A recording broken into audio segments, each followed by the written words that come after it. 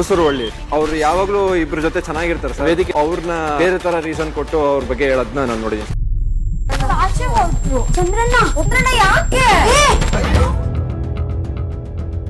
Big boss ಮನೆಯಿಂದ ಈ ವಾರ ಚಂದ್ರಪ್ರಭಾ ಅವರು ಎಲಿಮಿನೇಟ್ ಆಗಿ ಹೊರಗಡೆ ಬಂದಿದ್ದಾರೆ. ಬಿಗ್ ಬಾಸ್ ಮನೆಯಿಂದ ಚಂದ್ರಪ್ರಭಾ ಹೊರಗಡೆ ಬರುವ ಮೊದಲು ಬಿಗ್ ಬಾಸ್ ಮನೆಯಲ್ಲಿ ಒಂದು ರೀತಿಯ ಡ್ರಾಮಾ ನಡೆದಿದೆ.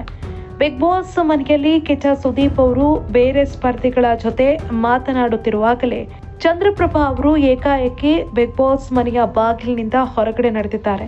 ಕೊನೆಗೆ ಅಲ್ಲಿದ್ದಂತಹ ಸ್ಪರ್ಧಿಗಳು ಅವರನ್ನ ಮನವೊಲಿಸಿ ಬಿಗ್ ಬಾಸ್ ಮನೆಯೊಳಗೆ ಕರ್ಕೊಂಡು ಬಂದಿದ್ದಾರೆ. ಕಿಚ್ಚನ ಪಂಚಾಯಿತಿ ವೇಳೆ ಚಂದ್ರಪ್ರಭಾ ಅವರು ತುಂಬಾ ಡಲ್ ಆಗಿದ್ರು. ಸುದೀಪ್ ಎದುರೇ ಎದ್ದು ಅವರು ಹೊರಗಡೆ ಹೋಗಿದ್ದಾರೆ. ಶಾಕ್ ಆಗಿದ್ದಾರೆ ಅಲ್ಲಿದ್ದಂತಹ ಸ್ಪರ್ಧಿಗಳು.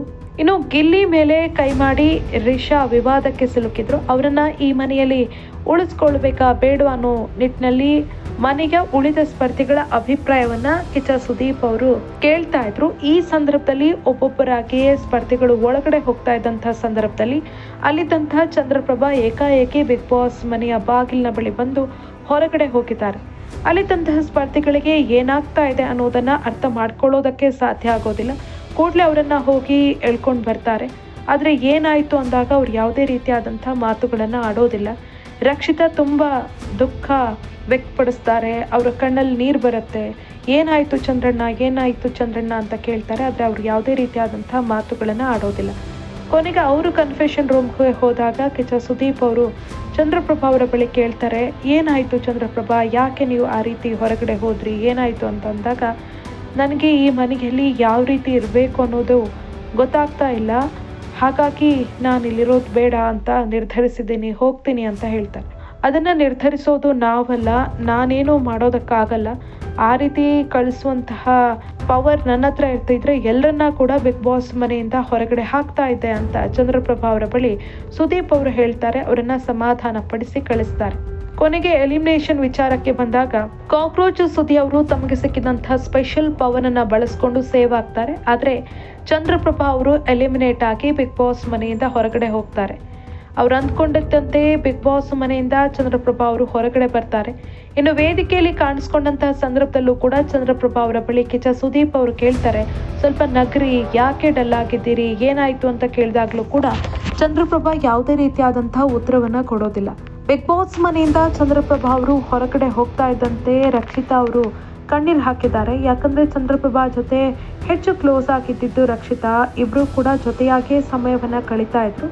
ಆದ್ರೆ ಬಿಗ್ ಬಾಸ್ ಮನೆಯಿಂದ ಏಕಾಏಕಿ ಚಂದ್ರಣ್ಣ ಹೋಗಿದ್ದು ಅವರಿಗೆ ಶಾಕ್ ಆಗಿದೆ. ಅವರನ್ನ ಅಳುತ್ತಲೇ ಕಳಿಸ್ಕೊಟ್ಟಿದ್ದಾರೆ. ಬಿಗ್ ಬಾಸ್ ಮನೆಯಿಂದ ಹೊರಗಡೆ ಬಂದ ಬಳಿಕ ಇಬ್ರು ಸೇರಿ ಯೂಟ್ಯೂಬ್ ವಾಹಿನಿ ಮಾಡೋಣ ಅಂತ ಕೂಡ ಹೇಳಿದ್ದಾರೆ. ಆದ್ರೆ ವೀಕ್ಷಕರಿಗೆ ಮಾತ್ರ ಅಲ್ಲಿ ಏನಾಗ್ತಾ ಇದೆ ಅನ್ನೋದು ಅರ್ಥ ಮಾಡ್ಕೊಳ್ಳೋದಕ್ಕೆ ಸಾಧ್ಯ ಆಗಿಲ್ಲ. ಯಾಕೆ ಚಂದ್ರಪ್ರಭಾ ಅವರು ಬಿಗ್ ಬಾಸ್ ಮನೆಯಿಂದ ಹಾಗೆ ಎದ್ದು ಹೋದ್ರು?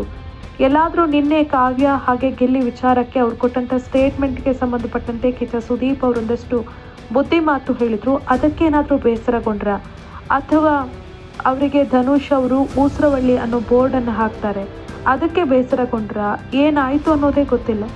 ಇನ್ನು ಪತ್ರ ವಿಚಾರಕ್ಕೆ ಸಂಬಂಧಪಟ್ಟಂತೆ ಇವತ್ತು ಕಿಚ್ಚ ಸುದೀಪ್ ಅವರು ಎಲ್ಲ ಸ್ಪರ್ಧಿಗಳನ್ನ ಮಾತನಾಡಿಸುವಂತಹ ಸಂದರ್ಭದಲ್ಲಿ ಚಂದ್ರಪ್ರಭಾ ತಮ್ಮ ತಾಯಿ ಬರೆದಂತಹ ಪತ್ರವನ್ನ ನೆನಪಿಸ್ಕೊಂಡು ಕಣ್ಣೀರು ಹಾಕ್ತಾರೆ. ಆ ಪತ್ರವನ್ನ ಓದೋದಕ್ಕೆ ಆಗ್ಲಿಲ್ಲ ಅಂತ. ಇದೆಲ್ಲವನ್ನ ನೋಡಿದ ಬಳಿಕ ವೀಕ್ಷಕರ ತಲೆಯಲ್ಲಿ 10 ಪ್ರಶ್ನೆಗಳು ಓಡ್ತಾ ಇದೆ. ಯಾಕೆ ಹಾಗಾದ್ರೆ ಚಂದ್ರಪ್ರಭಾ ಏಕಾಏಕಿ ಬಿಗ್ ಬಾಸ್ ಮನೆಯಿಂದ ಹೊರಗಡೆ ಹೋದ್ರು ಅಂತ.